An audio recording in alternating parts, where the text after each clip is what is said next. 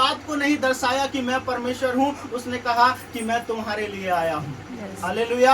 आज हम उसी बात को फिर से देखते हैं कि जब यीशु को देखना, वह यीशु को देखना चाहता था कि वह कौन सा है, परंतु भीड़ के कारण देख ना सकता था क्योंकि वह नाटा था। नाटा का मतलब समझते हैं सब लोग, छोटा।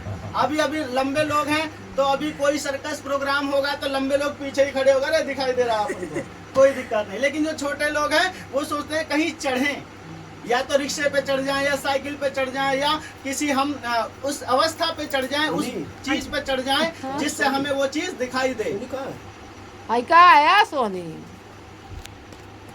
है ना। तो हम इधर ध्यान दीजिए, तो हम इसी तरीके से, ये जक्कई भी था, ये नाटा था, लेकिन ये यीशु मसीह को देखना चाहता था, है ना। और ये देख नहीं पा रहा था क्योंकि इसके पास कोई सोर्स नहीं था कि जिस पे ये चढ़े। लेकिन बाइबल बताती है, आगे हम पढ़ेंगे कि तब उसको देखने के लिए वो आगे दौड़कर एक गूलर के पेड़ पर चढ़ गया। अब जब वो गूलर के पेड़ पे चढ़ गया तो उसकी जो सोर्स थी वो तो बन गई, बस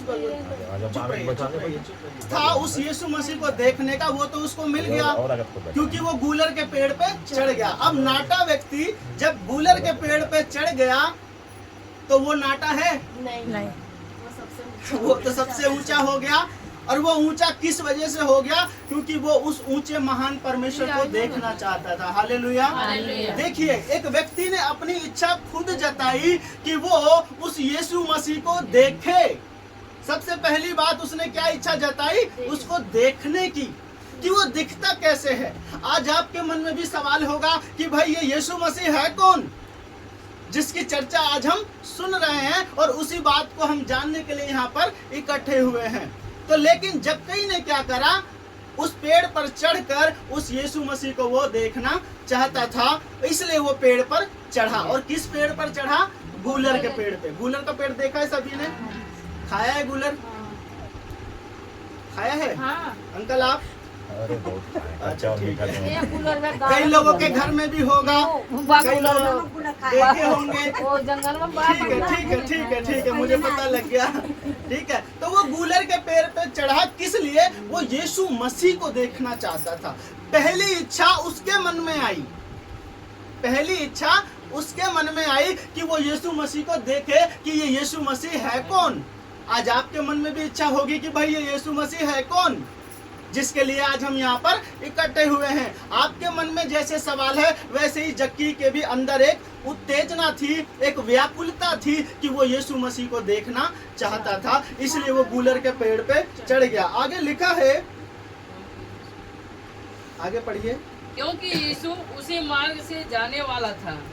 हाँ, लिखा है कि क्योंकि यीशु उसी मार्ग से जाने वाला था, इसलिए वो उसी मार्ग के गूलर के पेड़ पे चढ़ गया। ठीक है, और फिर आगे लिखा है, जब यीशु उस जगह पहुंचा तो ऊपर दृष्टि करके उससे कहा, हे जक्कई झट उतारा, क्योंकि आज मुझे तेरे घर में रहना अवश्य है।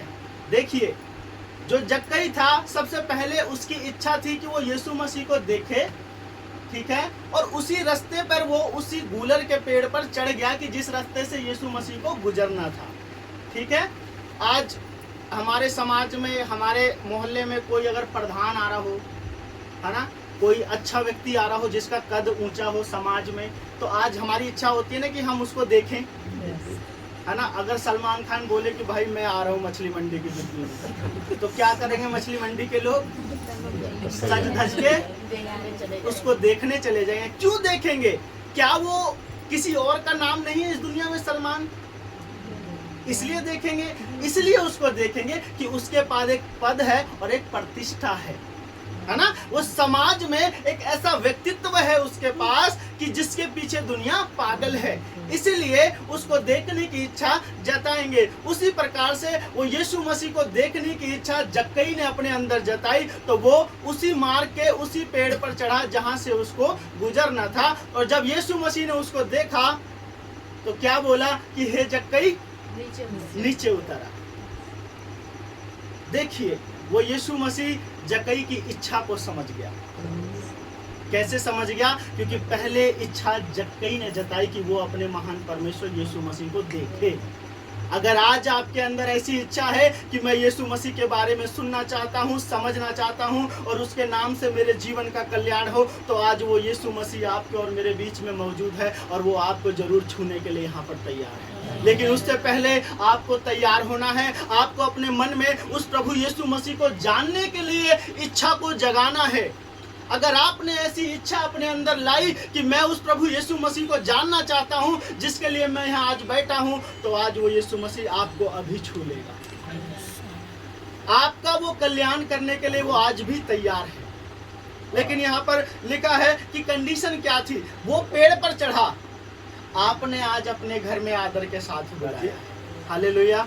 हमें पेड़ पे चढ़ने की जरूरत नहीं है, क्योंकि यीशु मसीह ने लिख के दिया कि आपका जो हृदय है वो मेरा मंदिर है ना। हमारा जो हृदय है वो परमेश्वर का मंदिर है। अगर ये मंदिर हमने परमेश्वर को दे दिया तो हमें पेड़ पे चढ़ने की जरूरत नहीं है। लेकिन ये एक कहानी है, एक घटना, सच्ची बात है ना, जो उद्धार के विषय में बताती है। लेकिन जब आगे हम पढ़ते हैं कि हे जक्कई झट उतर आ, क्योंकि आज मुझे तेरे घर में रहना अवश्य है। देखिए वो महान परमेश्वर जो रास्ते में चल रहा है, वो महान जीवन दाता, मुक्ति दाता परमेश्वर जो रास्ते में चल रहा है, वो किसके घर जाके ठहरा? चुंगी लेने वाले के घर जाके ठहरा। इसीलिए आज आपको और मुझे ऐसा नहीं सोचना कि मैं तो पापी हूं, मैं परमेश्वर के करीब कैसे जाऊं। वो आया ही इसलिए था। हालेलुया। यीशु मसीह आया ही इसलिए था कि जो समाज के कुचले, मैले और वैसे लोग हैं जिसको समाज नहीं पूछता, जिसका कोई दर्जा समाज में नहीं है, उन लोगों के पास यीशु मसीह गया, जिसका जीवन पाप से भरा है। क्योंकि जक्कई के बारे में लिखा है कि वो एक टैक्स कलेक्टर का भी सरदार था, उनका भी बॉस था। इसका मतलब कि 10 लोग टैक्स को इकट्ठा कर रहे हैं, 10 लोग पाप को कर रहे हैं, और वो 11वां बंदा जो 10 के पापों को ले रहा है और वो खुद भी पापी कहला रहा है। क्योंकि टैक्स उस जमाने में भी लिया जाता था, इस जमाने की कोई नई बात नहीं है। ये टैक्स शुरू से ही चलता आ रहा। आप में से कोई टैक्स तो नहीं भरता? ठीक है, टैक्स के बारे में पता तो है, ये अच्छी बात है। ठीक है, तो यहाँ पर हम देखते हैं आगे लिखा है कि वह तुरंत उतर कर आनंद से उसे अपने घर लेकर चला गया। सोचिए, यीशु मसीह ने जब उससे बोला कि तू नीचे उतरा, तो उसके अंदर इस बात की खुशी हुई कि वो महान परमेश्वर का पुत्र आज मुझे खुद अपने मुंह से उसने मेरा नाम लेकर बुलाया है कि तू नीचे उतरा। देखिए कितनी बड़ी बात है। क्या जक्कई ने, यहाँ पहले लिखा है कि क्या जक्कई ने उसे अपना नाम बताया? क्या यीशु मसीह ने उससे उसका नाम पूछा कि भाई ये जो व्यक्ति गूलर के पेड़ पर चढ़ा है, इसका नाम क्या है? पूछा? नहीं पूछा। लेकिन उसने क्या कहा कि जक्कई, सोचिए, जिस दिन आप उस परमेश्वर को ग्रहण करने के लिए अपना हृदय दे देंगे, उसको आपका नाम और उसको आपका काम सब कुछ पता है। वो इतना महान परमेश्वर है। क्योंकि जक्कई के बारे में भी उसको पता था, लेकिन उसके घर में उद्धार इस वजह से आया क्योंकि पहले इच्छा जक्कई ने जताई थी उस पेड़ पर चढ़। वो चाहता है तो छोड़, क्या लेना मेरे को। वो जा रहा है, थोड़ा सा दिख जाएगा और नहीं भी दिखेगा तो क्या, क्योंकि मैं तो धनवान हूँ, मेरे पास तो पैसा है।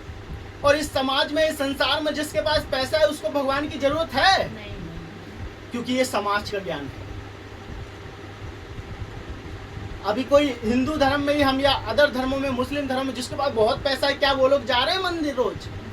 वो कहाँ सुबह उठ के अपने बिजनेस, अपना काम, आज किताबें पढ़ रहे हैं तो अपने बिजनेस की, अपने काम की। आज वो गरीब लोगों को धुतकार देते हैं कि हट जाओ, उनके आगे ड्राइवर क्या, काम वाली क्या, काम वाला क्या, उनके लेबर मजदूर क्या, उनको कुछ समझते हैं? वो नहीं समझते। क्यों? क्योंकि वो पूरा अपना जो एकाग्रता है वो अपने बिजनेस को देते हैं, और वो समाज में प्रतिष्ठित व्यक्ति हैं, इसलिए उनको भगवान की जरूरत नहीं है। लेकिन उनके अंदर भी डर है। डर किस बात का है? अपनी संपत्ति को खोने का डर है। लेकिन वो समाज के मैले कुचले लोगों को कुछ नहीं समझते। लेकिन सोचिए, वो महान इस समाज में है, स्वर्ग में नहीं है। ध्यान देना, वो महान इस समाज में है, स्वर्ग में नहीं है।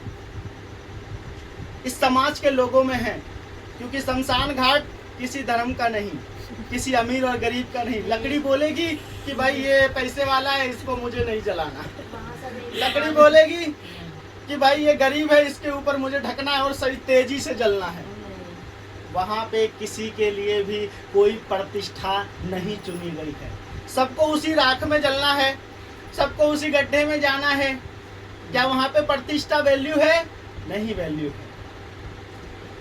सोचिए, समझिए, एक व्यक्ति जिसने इच्छा को जताया वो जक्कई था, वो जक्कई था और उसने अपनी इच्छा को जताया कि वो यीशु मसीह उससे मिले, इसलिए वो गूलर के पेड़ पर चढ़ गया और उससे मिलने के लिए बेताब था, उसको देखने के लिए बेताब था।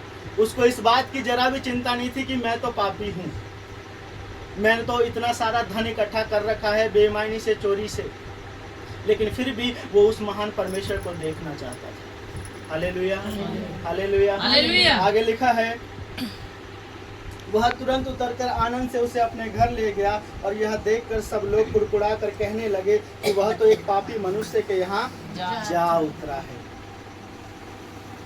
लोग कुड़कुड़ाने लगे, जो आसपास के लोग थे वो क्या कहने लगे कि वह तो एक पापी मनुष्य के घर जाकर बैठ गया, अब क्या करें। सोचिए वो यीशु मसीह कितना महान है जिसके बारे में आज आप सुन रहे हैं कि वो किसके घर में जाके बैठा है? एक पापी के घर में। आज हम सब पापी हैं। हमने कभी पाप किया है? सोचा आप लोगों ने पाप किया है? हो नहीं सकता, कर रखे हैं। आज हम सबके जीवन में छोटे मोटे पाप चलते रहते हैं। झूठ, बुराई, द्वेष, एक दूसरे के प्रति गलत भावना, गलत विचार, गलत सोच, ये सब क्या है? सब पापी तो है। तो हमारा जीवन पाप में ही तो जीते हैं हम। लेकिन वो महान परमेश्वर आज हर एक पापी को चुनने के लिए, बुलाने के लिए वो तैयार है, क्योंकि यीशु मसीह जाके कहां बैठा? उस पापी के घर में। लोग कुड़कुड़ाने लगे, जक्कई ने कुड़कुड़ाया और यीशु मसीह ने कुछ नहीं बोला, लेकिन लोग कुड़कुड़ाने लगे, क्योंकि समाज ऐसा है। आज जब आप, अभी एक कहानी में आपको छोटी सुनाता हूँ, कोई शरीफ व्यक्ति अगर शराब के ठेके पर खड़ा होकर आपको पैसे खुले कराता हुआ मिले तो आप क्या सोचेंगे? कि जरूर हाफ या पूरा तो ले ही रहा होगा। ये समझ किसकी है? संसार की। समाज हमें ऐसी समझ देता है। अब उससे पूछे कि भैया तुम कल क्या कर रहे थे वहां, तो वो बोलेगा हम तो खुले ले रहे थे।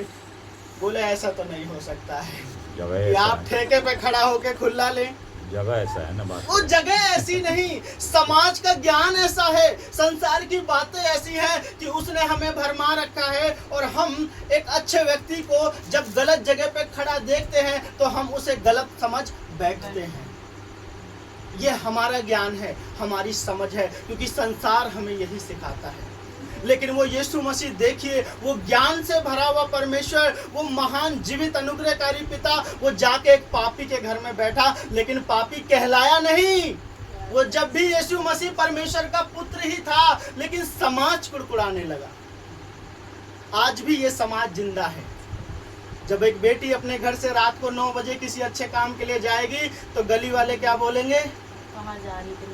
उनके मन में 1000 सवाल, और 1000 सवाल के 2000 जवाब उनका ही मन उनको देगा। चाहे वो बेटी के पापा हॉस्पिटल में एडमिट हो या उसके चाचा हॉस्पिटल में एडमिट हो, इस बात का ख्याल उनको नहीं आएगा, लेकिन गलत दिशा के विचार उनके जीवन में पैदा हो जाएंगे। ये हमारा समाज है, ये हमारे संस्कार हैं और यही हमारा संसार है। आज बेटियां इसी वजह से परेशान हैं कि रात के 7 बज गए, अभी घर नहीं लौटी, कहाँ है? आस पड़ोस पूछ रहा है कि तुम्हारी लड़की इतना लेट क्यों आती है। ध्यान रखना, अपनी अपनी बेटी और बहन अगर वो काम से रात में बाहर है तो पड़ोसियों को सीधा जवाब दे दो कि वो ड्यूटी गई है या भवन गई है या मंदिर गई है या चर्च गई है, गुरुद्वारे गए। आपको मेरी बेटी से क्या लेना देना है? ये समाज की समझ है जो हमें आगे बढ़ने से रोकती है और लड़कियों को आगे बढ़ने से रोकती है। उनके ऊपर तमाम प्रकार के आरोप समाज लगाता है, संसार लगाता है। यीशु मसीह ने आरोप नहीं लगाया किसी में, वो तो आरोपियों के लिए आया था, क्योंकि जक्कई तो खुद ही एक पापी था, बाइबल बताती है। समाज वहां पे कुड़कुड़ाने लगा, लोग कुड़कुड़ाने लगे, उसके आसपास के लोग कहने लगे कि ये पापी के घर में जाके बैठ गया है। अभी मैंने उदाहरण दिया कि एक जो ना पीता हो वो ठेके से अगर पैसे खुल लेकर आए तो समाज उसके बारे में 1000 बातें सोच लेगा कि शायद इसने अभी स्टार्ट किया हो, या तो शायद इस पे आधी चढ़ी हो। आखिर गली लड़की बा देखावे रखावे आई बारे बर्दाश्त नहीं होता हमसे। ठीक है, जो काम से सब काम कर जाला। लड़कियां हो जाती है, हो पियले हो जाती है। अरे सुनो सही, सुनिए सुनिए सुनिए, ध्यान से सुनिए। समाज के लिए एक उदाहरण है। अरे वो सुनो, ठीक है, आगे ठीक है, आप अपनी समझ से समझ सकते हैं, लेकिन चुप रहिए अभी। शांत रहो। आगे लिखा है कि जक्कई ने खड़े होकर प्रभु से कहा कि हे प्रभु देख, मैं अपनी आधी संपत्ति कंगालों को दे देता हूँ। बस करिए। जक्कई ने खड़े होकर प्रभु से कहा कि हे प्रभु देख, मैं अपनी आधी संपत्ति कंगालों को दे देता हूँ। जब वो यीशु मसीह उस जक्कई के घर में गया तो जक्कई ने क्या बोला कि मैं अपनी आधी संपत्ति कंगालों को दे देता हूँ। सोचिए, एक महान परमेश्वर जब उसके घर में गया तो उसने क्या ठान लिया? कोई आधी संपत्ति अपनी दे सकता है? दे सकता है? नहीं दे सकता। आपके दरवाजे पे कोई भिखारी आएगा, आप उसको क्या दोगे? 1 रुपया। क्यों? क्योंकि सब उसको 1 रुपया देते हैं। कभी आप 100 रुपये उसे दे के देखना, घबरा जाएगा वो, कहेगा भाई मैं नहीं मांग रहा आज के बाद। क्यों? क्योंकि जो समाज को हम देख रहे हैं, जिस संसार को हम देख रहे हैं, वही तो शिक्षा हमारे अंदर है ना। अगर लोग उसको ताना मार रहे हैं, अरे तू हट्टा कट्टा है, मोटा है, कमा सकता है, खा सकता है, तो हम भी उसको यही बात बोल देते हैं, लेकिन हम उसको कभी समझते नहीं। लेकिन यीशु मसीह जब जक्कई के घर में गया तो जक्कई को समझ के गया था। हालेलुया। वो समझता था उसको, इसलिए जक्कई ने क्या बोला कि मैं आज से अपनी आधी संपत्ति कंगालों को दे देता हूँ। देखिए, वो पैसे वाला था, वो अमीर व्यक्ति था, वो गरीब नहीं था, लेकिन फिर भी उसने क्या ठाना कि मैं अपनी आधी दौलत गरीबों को, कंगालों को बांट देता हूँ। क्यों? आगे लिखा है, और यदि किसी का कुछ भी अन्याय करके ले लिया है तो उसे 4 गुना फेर देता हूँ। कितनी बड़ी बात है कि एक व्यक्ति जिसने आपको लूटा हो और वो आपको 4 गुना लौटाने के लिए तैयार हो। बड़ी बात है। लेकिन जक्कई ने इस बात को वहाँ पे कबूल कर लिया, मान लिया कि यदि मैंने किसी का अन्याय से, मतलब कि अगर किसी को मैंने लूटा है तो मैं आज उसको 4 गुना लौटाता हूँ। बात 1 गुना की नहीं है, 2 गुना की नहीं है, 4 गुने की है। हालेलुया। कितनी बड़ी बात थी। आगे लिखा है,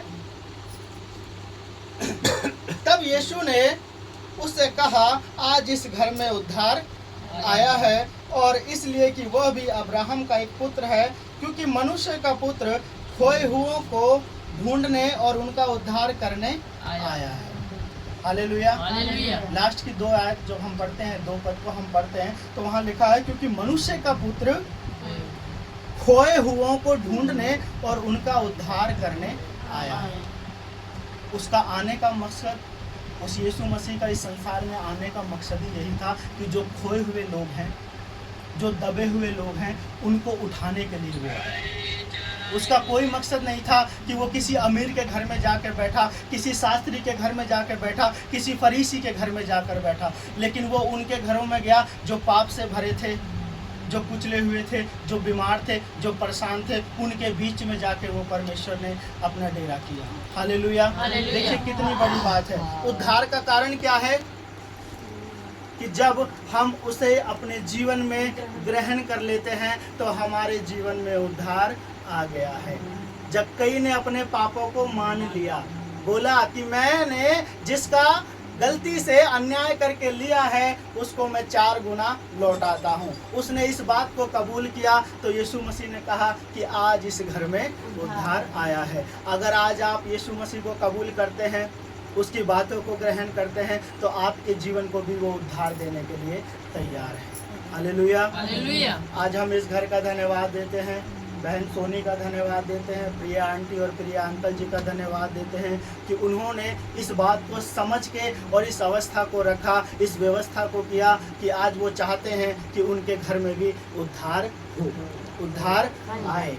इसलिए आप सभी दोनों जन पति पत्नी का धन्यवाद देते हैं तहे दिल से कि आपने हमारा आदर नहीं, उस परमेश्वर का आदर किया है जिसने आपको इस लायक ठहराया है। हालेलुया। हालेलुया। आपने हमारे लिए इंतजाम नहीं किया, आपने उस परमेश्वर की बातों को सुना, उसे चाहा, इसलिए आज वो परमेश्वर आपके जीवन में भी उद्धार देने के लिए तैयार है।